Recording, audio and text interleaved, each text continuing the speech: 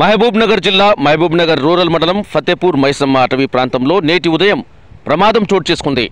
నారాయణపేట జిల్లా కోస్గి మండలం ముస్రిఫా గ్రామానికి చెందిన పలువురు మైసమ్మ అమ్మవారి దేవస్థానం వద్ద తమ మొక్కులను తీర్చుకునేందుకు బొలెరో వాహనంలో బయలుదేరారు. మరికొద్దిసేపట్లో మైసమ్మ అమ్మవారి దేవస్థానానికి చేరుకుంటారనగా బొలెరో వాహనంలో షార్ట్ సర్క్యూట్కు గురై వాహనం పూర్తిగా దగ్ధమైంది. అంతలో అక్కడే పెద్ద సిలిండర్ ఉండడంతో భారీ శబ్దంతో ఆ సిలిండర్ పేలిపోయిన పరిస్థితి నెలకొంది. ఈ ప్రమాదానికి సంబంధించి మహబూబ్నగర్ ఫైర్ డిపార్ట్మెంట్కు సంబంధించిన SHO మల్లికార్జున్ మనకు పూర్తి వివరాలు అందించే ప్రయత్నం చేశారు. ప్రమాదంలో ఎవరికి కూడా ఎటువంటి ప్రాణ నష్టం జరగకపోవడంతో అక్కడున్నటువంటి ప్రజలతో పాటు ఆ వాహనంలో వచ్చిన వారంతా కూడా ఊపిరి పీల్చుకున్న పరిస్థితి నెలకొంది.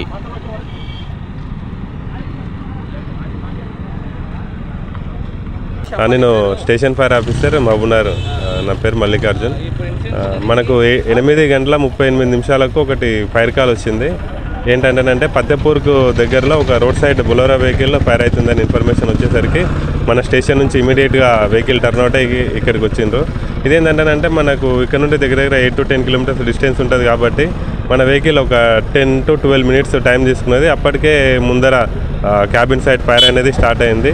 ఫైర్ అనేది ఎట్లా అంటే మెకానికల్ హీట్ నుంచి ఫైర్ స్టార్ట్ అయినట్టు మేము ప్రథమ అంచనా వేస్తున్నాము. దాని ద్వారా ఏంటంటే ముందర ఇంజన్ పార్ట్స్, దాని తర్వాత క్యాబిన్ మొత్తం ఫైర్ అయిపోయింది.